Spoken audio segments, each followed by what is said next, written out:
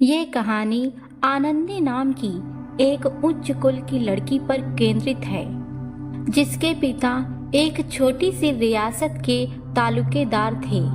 वह बड़े लाड़ प्यार और ऐशो आराम से पली बड़ी थी। आनंदी का विवाह बेनी माधव सिंह के बड़े बेटे श्रीकंठ सिंह से हुआ था, जो एक साधारण जमींदार परिवार के थे। बेनी माधव सिंह का गांव में सम्मान तो था, पर उनके घर की आर्थिक स्थिति वैसी नहीं थी जैसी आनंदी के मायके की थी। जब आनंदी अपने नए घर ससुराल आती है तो वह वहां की सादगी, बिना किसी तामझाम के साधारण देहाती जीवन को देखती है। उसे बचपन में मिली तमाम सुख सुविधाओं का यहाँ नामो निशान तक नहीं था, लेकिन एक बड़े घर की बेटी होने के नाते उसमें उच्च संस्कार और धैर्य था।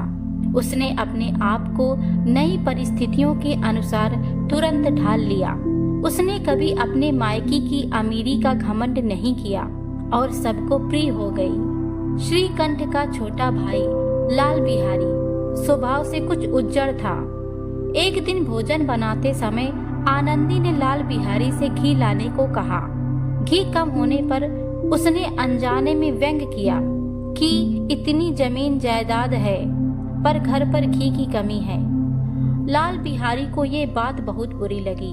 उसने आवेश में आकर आनंदी को चप्पल फेंक के मारी, जो आनंदी की उंगली में लगी। इस अपमान से आनंदी बहुत आहत हुई। शाम को जब श्रीकंठ घर पर लौटे तो आनंदी ने उन्हें सारी बात बताई।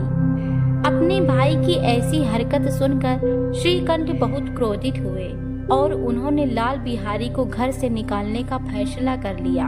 यहाँ तक कि अपने पिता बेनी माधव सिंह से भी बहस की। घर में कलह शुरू हो गई और फूट पड़ने वाली थी। जब लाल बिहारी ने देखा कि उसके कारण बड़े भाई और पिता के बीच झगड़ा हो रहा है, उसका भाई उसे छोड़कर जा रहा है, तो उसे अपनी गलती का एहसास हुआ। वह दौड़कर आनंदी के पैरों पर गिर गया और रोते हुए अपने अपराध के लिए क्षमा मांगी। ये देखकर आनंदी का हृदय पिघल गया। उसने अपने पति से कहा कि एक तुच्छ बात के लिए भाई भाई के संबंध को तोड़ना उचित नहीं है।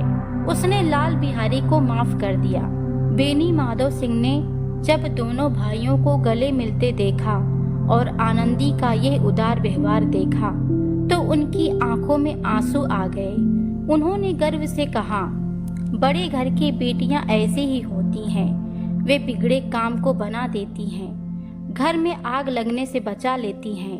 आनंदी ने अपने धैर्य और क्षमा उच्च संस्कारों से बिखरते परिवार को एकजुट कर दिया।